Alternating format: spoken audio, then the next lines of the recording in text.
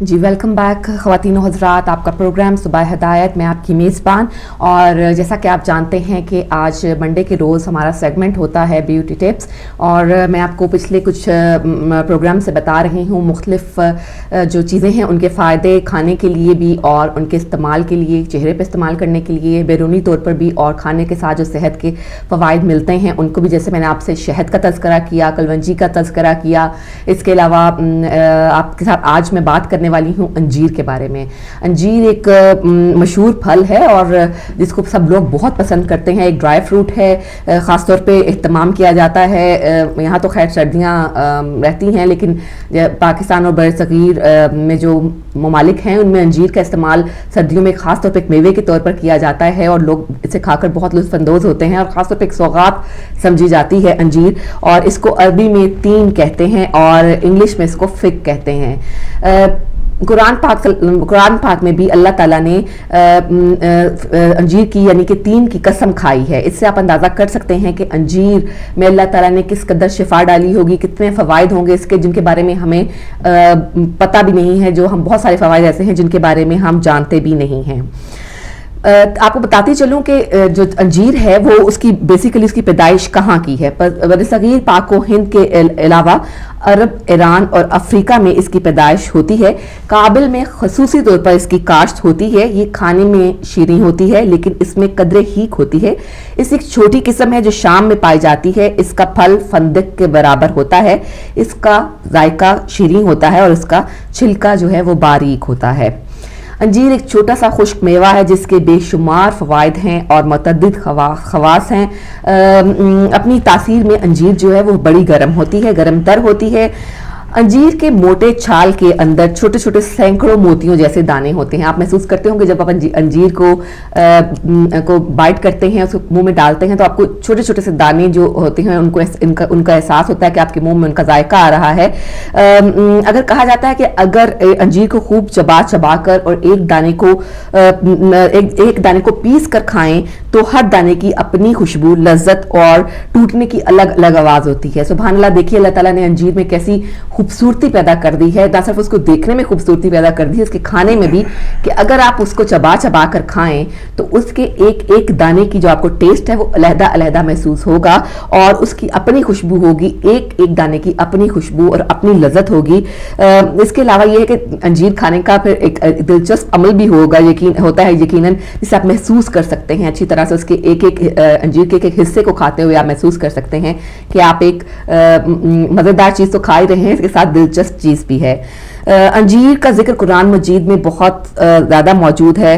حضور صلی اللہ علیہ وسلم نے ایک مقام پر فرمایا کہ انجیر جنت سے زمین پر آیا ہوا نہایت ہی مفید اور اکثیر پھل ہے، اور اس کے بہت سارے فوائد ہیں. یقیناً جو حکمہ ہیں وہ آپ کو بہتر طریقے سے بتا سکتے ہیں، لیکن جہاں تک میرا علم ہے، جہاں تک میری نالج ہے، میں آپ کو بتاتی چاہتی ہوں کہ اگر ہر روز ایک خاص وقت پر کھانے کا معمول بنا لیا جائے تو اس سے فالج جیسے مرض سے بھی نجات مل جاتی ہے. انجیر کو اخروٹ کی گری کے ساتھ کھانے سے بھی فالج ہونے کا خطرہ نہیں رہتا. پھوڑے، پھنسیوں اور کینسر جیسے مرض کے علاج کے لیے بھی انجیر کا باقاعدہ کھاتے رہنا اکثیر اور مفید ہوتا ہے. اگر انجیر اور دودھ کو ملا کر پیس کر لئی سی بنا کر پھوڑوں اور پھنسیوں پر لیپ کیا جائے تو وہ جلد ٹھیک ہو جاتے ہیں. انجیر کا مسلسل استعمال جو ہے وہ خون کا گاڑھا پن ختم کرتا ہے. بہت سارے لوگ ایسے ہوتے ہیں جن کو بیماری ہوتی ہے کہ ان کا خون جو ہے وہ جلدی گاڑھا ہو جاتا ہے، تو ان کے لیے انجیر بہت ہی فائدہ مند ہے. اگر وہ انجیر کھائیں تو ان کا خون جو ہے وہ اس کا گاڑھا پن جو ہے وہ ختم ہو جائے گا. اور اس کے علاوہ جسم کی بے جا چربی کو بھی انجیر دور کرتی ہے. ہائی بلڈ پریشر کے جو مریض ہیں ان کے لیے بھی انجیر جو ہے وہ بہت ہی مفید ہے. اس کے استعمال سے جو ہے ان کا بلڈ پریشر جو ہے وہ ٹھیک رہتا ہے، نارمل رہتا ہے، اس لیے انجیر کو استعمال کرنا چاہیے. یہ پھل سانس کے امراض کے لیے بھی بہت مفید ہے. اس سے پھیپھڑوں کی شکایت کا صدوات بھی ہو سکتا ہے، کہ یہی وجہ ہے کہ معالجین دمے کے مریضوں کو انار کی طرح انجیر کے استعمال کا بھی مشورہ دیتے ہیں. نزلہ و زکام کی بات کرتے ہیں. اگر نزلہ و زکام پرانا ہو چکا ہو تو انجیر کھا کر دیکھیں. یہ جو پھل ہے یہ یقیناً آپ کو نزلہ و زکام میں بھی جو ہے وہ بہت فائدہ پہنچائے گا. بہت سارے معروف پھلوں کی طرح انجیر کی اپنی اہمیت ہے, لیکن صرف یہ ہے کہ انجیر کا شمار بھی صحت بخش پھلوں میں ہوتا ہے, جس کی مٹھاس کا اصل سبب یہ ہے کہ اس میں 50% انگوری شکر پائی جاتی ہے. موسم کے اثرات کے باعث یہ پاکستان میں بہت آسانی سے دستیاب نہیں ہوتا, لیکن خیبر پختونخوا کے کچھ علاقوں میں یہ اچھی طرح اس کی کاشت بھی کی جاتی ہے اور اس کے علاوہ وہاں پایا بھی جاتا ہے. انجیر کے بھی اتنے فوائد ہیں کہ ہم عام انسان جو ہیں اسے واقف نہیں ہیں. اس کے کھانے سے جو ہے آنتیں صاف ہو جاتی ہیں. اسے تازہ کھایا جائے یا خشک مگر نظام ہضم کے لیے اس کی افادیت یکساں ہے. قدرت نے اس منفرد پھل میں حیاتین، فولاد، کیلشیم اور فاسفورس کا خزانہ بھر دیا ہے. یہ تمام ایسے اجزاء ہیں جو کہ صحت بخش ہونے کے ساتھ ہی طاقت میں بھی اضافہ کرتے ہیں. مختصراً یہ میں آپ سے کہوں گی کہ چونکہ اللہ تعالیٰ نے قرآن پاک میں بھی انجیر کا بہت ذکر کیا ہے, اس لیے یہ بات تو بالکل ہم چھوڑ دیتے ہیں کہ اس کے فائدے کتنے نہیں ہو سکتے. اس کے بہت فوائد ہیں, جن میں سے جو آپ کو چیدہ باتیں جو میں آپ کو جاتے وقت بتاتی ہوں, سیگمنٹ ختم ہونے سے پہلے میں آپ کو بتا دیتی ہوں کہ کینسر سے بچاتا ہے, دل کے عارضہ سے بچاتا ہے, کولیسٹرول کو کم کرتا ہے, شوگر کے مریضوں کے لیے مفید ہے اور ہائی بلڈ پریشر کو روکتا ہے. تو جی ناظرین, آج ہم نے بات کی انجیر کے فوائد کے بارے میں, اور جیسا کہ میں نے آپ کو پہلے بتایا کہ ہمارا ٹاپک ہوگا جدا ہو دین سیاست سے تو رہ جاتی ہے چنگیزی. اس پہ آج ہم بات کریں گے, اور فی الحال چلتے ہیں ہم اپنے اگلے سیگمنٹ کے لیے ظفر بھائی کی طرف. جی ناظرین, آپ کی خدمت اگلا جو پروگرام کا حصہ وہ پیش کیا جاتا ہے. سب سے پہلے میں آپ کی خدمت میں نمازوں کے اوقات جو ہیں وہ عرض کرتا ہوں.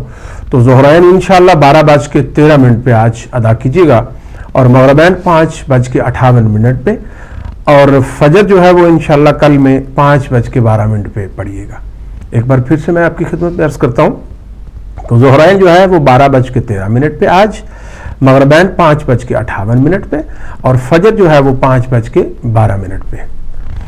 تو ناظرین, اب آپ کی خدمت میں ہدایت کی بات جو ہے وہ میں لے کے حاضر ہوں, اور آج میں حدیث سے جناب محمد مصطفیٰ, فرمان جناب محمد مصطفیٰ آپ کی خدمت میں پیش کرتا ہوں.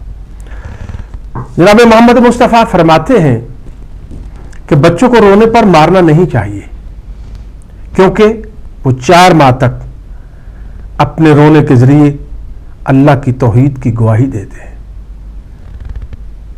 سبحان اللہ, کتنی خوبصورت بات ہے اور کتنی حکمت سے بھری بات ہے کہ بچے چاہے چھوٹے ہوں یا بڑے, ویسے بھی ان سے شفقت سے پیش آنا چاہیے, کیونکہ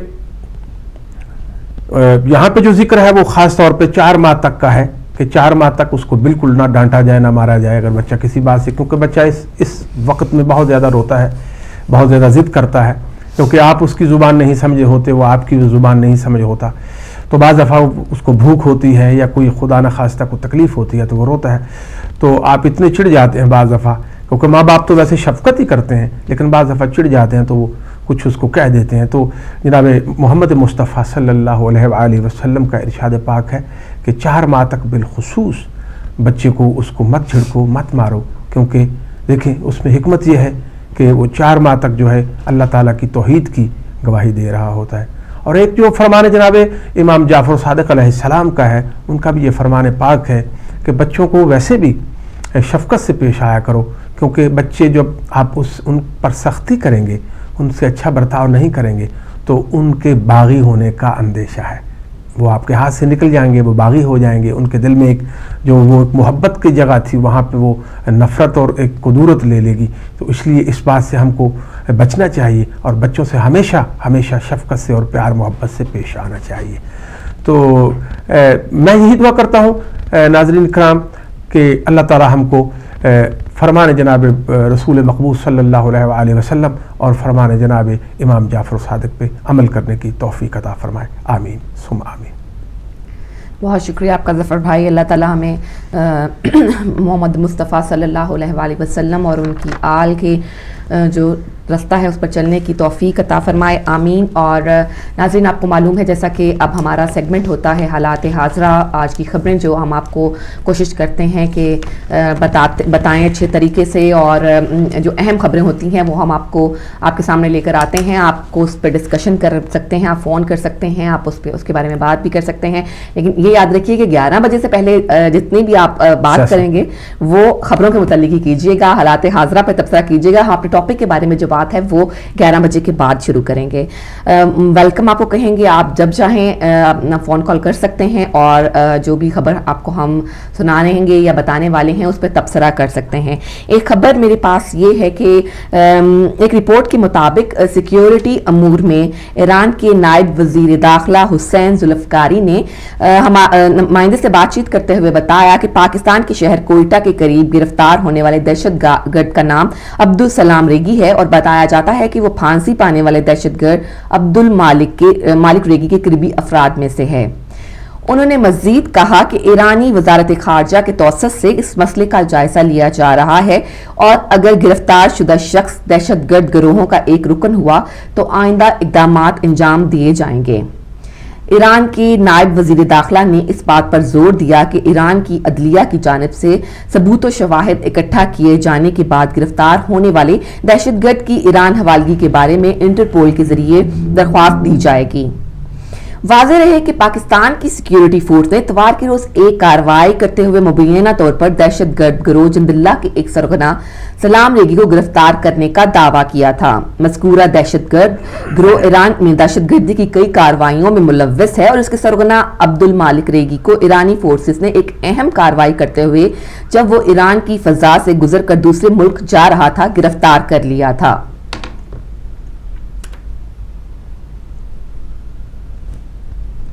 जी वज़ीर के मुशीर बराए कौमी और सलामती अमूर खारजा सरताज अजीज ने कहा है कि पाक भारत मुज़ाकरात का दोबारा आगाज खुश आइंद है, ताहम हमारा मौक़िफ़ वाज़ेह है कि मसला कश्मीर के बगैर मुज़ाकरात बेमानी है। भारत से बातचीत का सिलसिला वहीं से शुरू करेंगे जहां से टूटा था। पाकिस्तान असले के दौर में शामिल नहीं होना चाहता, लेकिन रवायती हथियारों का तवाज़ुन रखना चाहता है। फौज की ज़रूरियात पूरी करेंगे। हुकूमत ने मुश्किलात के बावजूद दफाई ज़रूरियात को पूरा किया। नेशनल सिक्योरिटी और कौमी मुफादात पर कोई समझौता नहीं किया जा सकता। पाकिस्तान अपने दफा की भरपूर सलाहियत रखता है। सिक्योरिटी खारजा पॉलिसी का अहम जुज़ है। अफगानिस्तान के साथ इल्ज़ामात का दौर ख़त्म हो गया है। अच्छे और बुरे तालिबान में कोई तमीज़ नहीं कर रहे।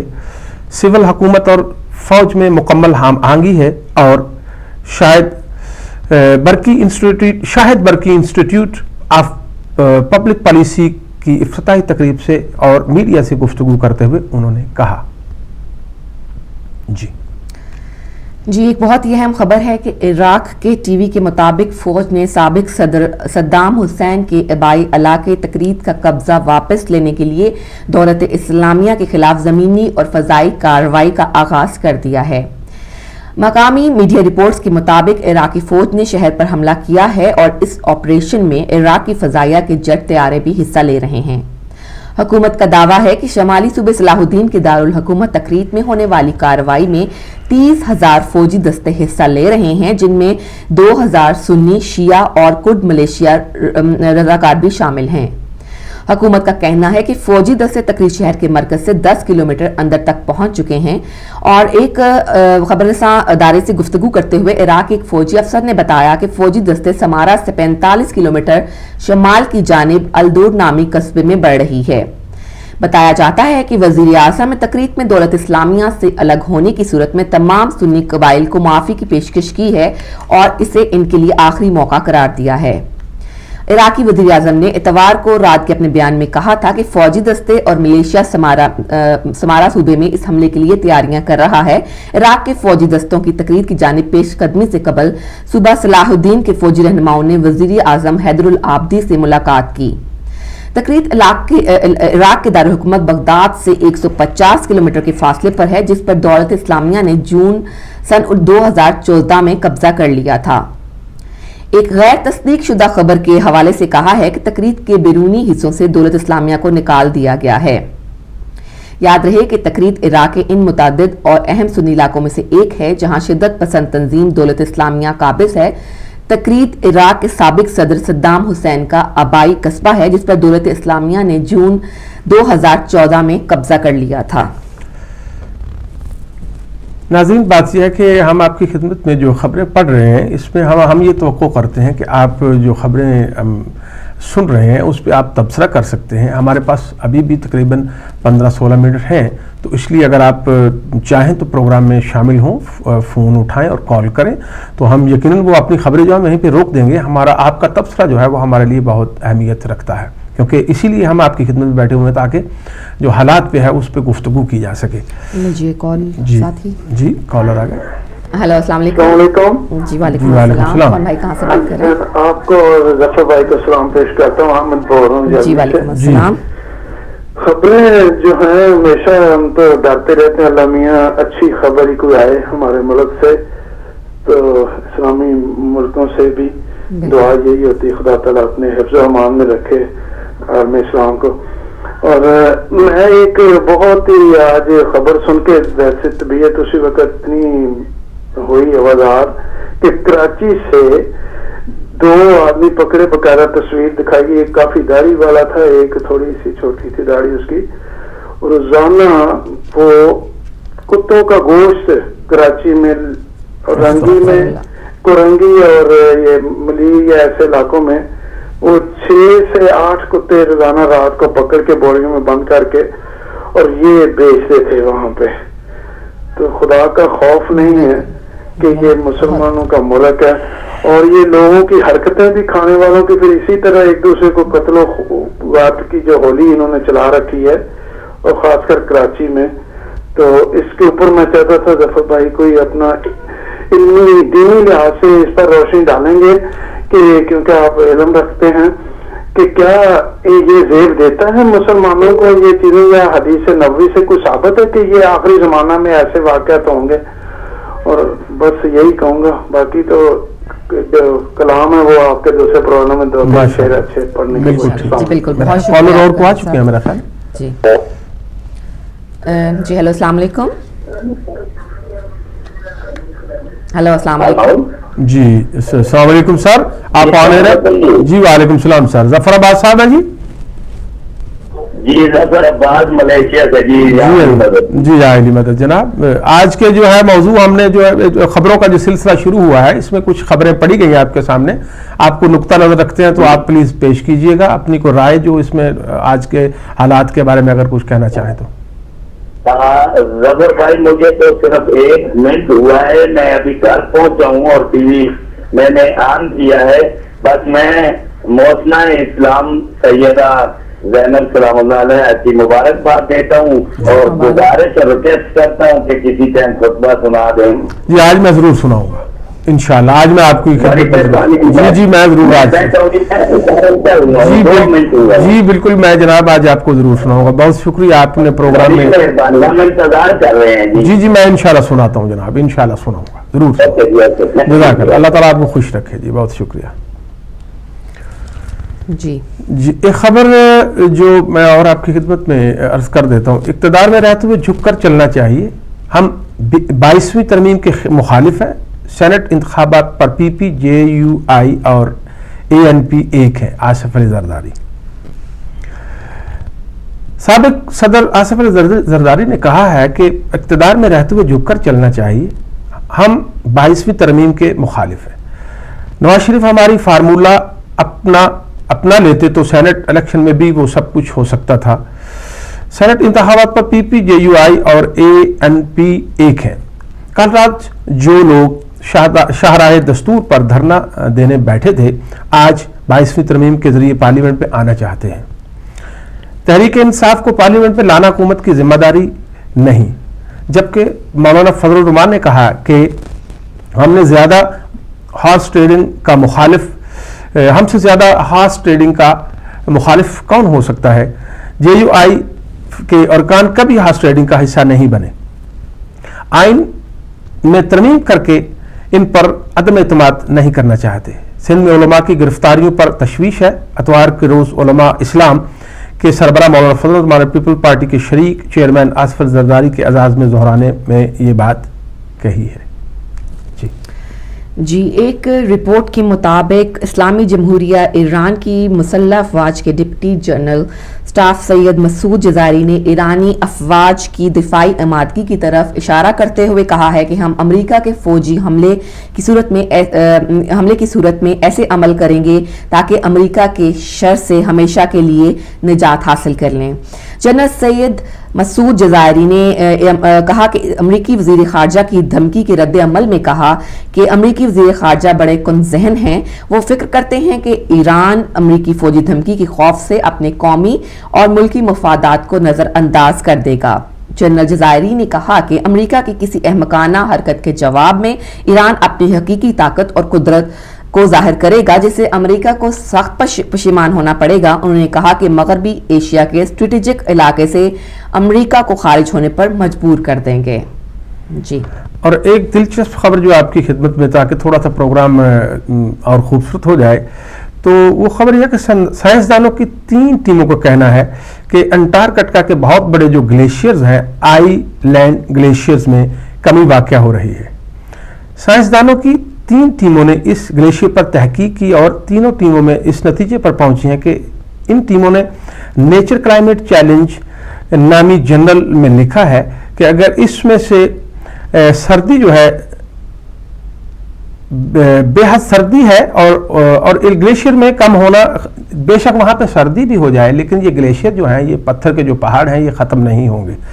साइंसदानों का ये कहना है कि ये पहाड़ इसलिए इनकी जो मतलब पिघल रहे हैं, ये कम नहीं होंगे क्योंकि वो हिस्सा जो समंदर के साथ लगा हुआ है, वो वहाँ से जो है ये ग्लेशियर जो है ये पिघल रहे हैं। और उनका ये कॉल आ गए जी, चलें कॉलर ले लेते हैं। हेलो, अस्सलाम वालेकुम। वालेकुम अस्सलाम जी, कौन भाई, कहाँ से अर्ज कर रहे हैं? मैं गुलाम कंबर जाफरी अर्ज कर रहा हूँ, पाकिस्तान बहावलपुर। जी, आपको खुशामदीद कहते हैं।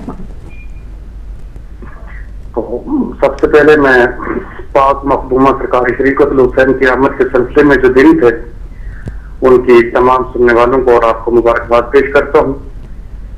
जी, खैर मुबारक, बहुत बहुत आपको भी मुबारक हो। तो मैं 4 फतरे सुनाना चाहता हूँ सरकार सुल्तानी करबला की शान में। जी, तू भी मांग ले शफा दर्रे शब्बीर से, तू भी मांग ले शफा दर्रे शब्बीर से, हिकमत मेरे हुसैन की वसी व अरीज है, इतना बड़ा तबीब है ज़हरा का लाडला, कि फितरत मेरे हुसैन का पहला मरीज है। तो मैं एक अर्ज करना चाहता हूँ अपने एक विला के चैनल और अपने मुमिन के हजूर, अगर आप इजाजत दें तो मैं अपना मकसद बयान करूं। जी जी, अर्ज कीजिए।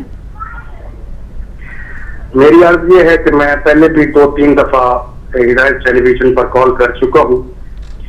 मेरा नाम गुलाम कंबर जाफरी है और यहाँ पाकिस्तान के जो मोमिन हैं, उनके जो हालात वाक़ियात है वो हमसे बेहतर जानते हैं आप कि यहाँ किस तरीके हालात से हमारा चलना पड़ रहा है। तो मेरी अर्ज ये है कि मेरे ऊपर एक आज़ादारी का केस भी चल रहा है। जी भाई, आपकी ये जो आपकी अर्ज है, ये बहुत दफ़ा जो है हमने बिल्कुल तमाम नाज़रीन भी सुनते हैं और आपने मेरे ख्याल पहले भी अर्ज की है। तो ये तमाम इंतज़ामिया तक भी पहुंच चुकी है और तमाम हमारे नाज़रीन जो हैं और उन तक भी पहुंच चुकी है। इस पर इंशाल्लाह कोई भी अपडेट हुई तो आपको जल्द ही जो है वो हम इन्फॉर्म खबर कर दें। तो हालात वाक़ियात कुछ इस तरह के हैं कि मैं तकरीबन जहां तक मेरी आवाज मोमिन सुन रहे हैं, तो ये सबसे बड़ी मेरे लिए बायस खुशी का मकाम है कि मैं अपने एक विला के प्लेटफार्म से मेरी कॉल पहुंची है। ये आले मोहम्मद का करम है, इंशाअल्लाह जरूर प्लेटफार्म तक मेरी कॉल पहुंची। तो आप ये मेरे मोमिन जो भी सुन रहे हैं, मोहम्मद और आले मोहम्मद का सदका और वास्ता के काफी सारे हालात गंभीर हैं, मैं आपको क्या बताऊं, बस मोहम्मद और आले मोहम्मद गवाह हैं। तो इस सिलसिले में मैं कह रहा हूँ कि मेरी अर्ज है, गुजारिश है आले मोहम्मद का सदका, 14 मासूमीन का सदका, कि मेरी जल्द अज जल्द हेल्प करें, तो इससे मेरी इज्जत नफ्स और इंशाअल्लाह मेहरबानी करें। آپ کو یہ کہنے کی ضرورت بھی پیش نہیں آنی چاہیے. انشاءاللہ ضرور ہمارے ناظرین نے, تمام مومنین نے بھی سن لیا ہے اور کوئی نہ کوئی قدم جو ہے اس سلسلے میں اٹھایا جائے گا. جی ناظرین, ہمیں چلنا ہے ایک چھوٹی سی بریک کی طرف. Let's take a short break.